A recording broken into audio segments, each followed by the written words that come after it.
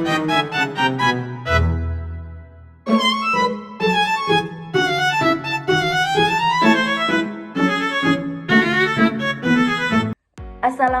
warahmatullahi wabarakatuh. Perkenalkan, nama saya Ilma Hairuni dengan NIM 6070012211 dari kelas A, jurusan Ilmu Peternakan Fakultas Sains dan Teknologi Universitas Islam Negeri Alauddin Makassar. Nah, jadi di sini saya dan teman-teman saya akan menjelaskan mengenai jenis bahan kemasan yang kami buat seperti pada gambar berikut ini. Nah, kami memilih jenis bahan kemasan plastik monomaterial yang memiliki lapisan kemasan multilayer film. Nah, pada kemasan multilayer film ini memiliki 3 jenis lapisan. Yang pertama yaitu lapisan luar, yang kedua lapisan tengah, dan yang ketiga lapisan dalam. Nah, pada lapisan luar ini menggunakan jenis bahan kemasan plastik PET atau polyethylene terephthalate yang berfungsi sebagai memberikan ketahanan terhadap cahaya dan mendukung kualitas cetak untuk label dan desain. Nah, jika teman-teman bertanya apakah jenis bahan kemasan plastik ini aman, tentu saja aman karena pada jenis bahan kemasan PET ini tidak langsung bersentuhan dengan produk pangan itu sendiri. Maka aman-aman saja jika digunakan pada bahan kemasan produk pangan. Nah, pada lapisan luar ini kami menggunakan etilen vinyl alkohol yang berfungsi sebagai penghalang oksigen dan uap air untuk menjaga kualitas daging agar tidak cepat rusak. Tentu saja bahan kemasan plastik ini juga aman untuk digunakan pada produk pangan karena tidak bersentuhan langsung pada produk pangan. Dan yang ketiga yaitu lapisan dalam. Nah, pada lapisan dalam ini langsung bersentuhan dengan produk pangan.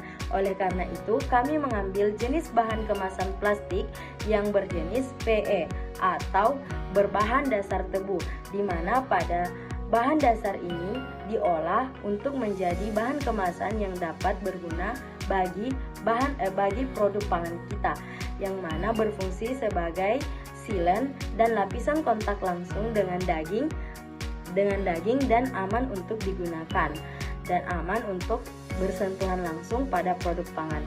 Tapi perlu kita ketahui bahwa multilayer film ini dapat didaur ulang jika menggunakan monomaterial satu jenis bahan dasar saja. Sekian dari saya dan selanjutnya akan dijelaskan oleh teman-teman saya. Bye bye. Assalamualaikum warahmatullahi wabarakatuh.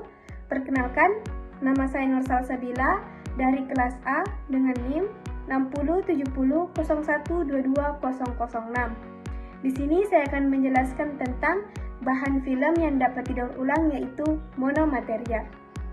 Apa sih yang dimaksud dengan monomaterial? Jadi, monomaterial adalah bahan yang hanya menggunakan satu jenis polimer atau plastik.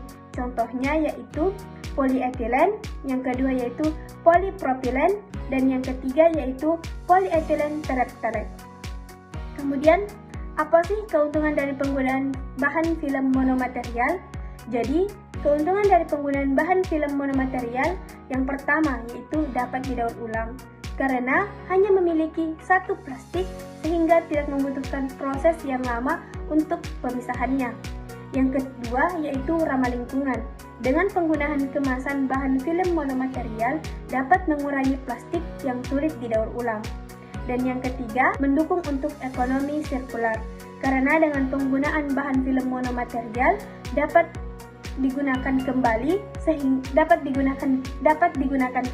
sebagai bahan baku daur ulang. Selain dari keuntungan, adapun tantangan dari bahan film monomaterial. Yang pertama yaitu sulit pengemasan, karena biasanya bahan film monomaterial sering kalah banding dengan multi-layer film. Dan yang kedua yaitu teknologi pengemasan. Teknologi pengemasan bahan film monomaterial perlu ditambahkan untuk performa monomaterial sehingga dapat menyamai dengan multi-layer film. Sekian dari saya. Saya atas nama Andi Muhammad Hidayat dengan NIM 6070012280. Baik, selanjutnya di sini saya akan menjelaskan tentang oksigen scavenger. Nah, menurut pendapat saya atau sepengetahuan saya terkait persoalan oksigen scavenger, yang dimana adalah teknologi kemasan yang digunakan untuk menghilangkan suatu oksigen atau mengurangi oksigen di dalam kemasan tersebut. Nah, adapun tujuan daripada oksigen scavenger yang dimana itu bisa menghambat oksidasi, mengurangi pertumbuhan, dan memperpanjang umur simpan daripada produk tersebut. Dan adapun cara kerja daripada oksigen scavenger yaitu adalah bisa menyerap oksigen. Yang kedua, bisa mengurangi konsentrasi daripada daging. Adapun manfaat daripada oksigen scavenger pada kemasan daging yang dimana bisa menjaga kualitas daging, yaitu bisa mencegah adanya perubahan warna dari tekstur hingga rasa.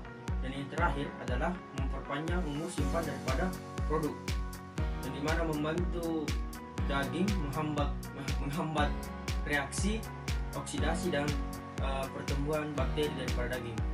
Saya Sebastian dengan NIM 60701220078.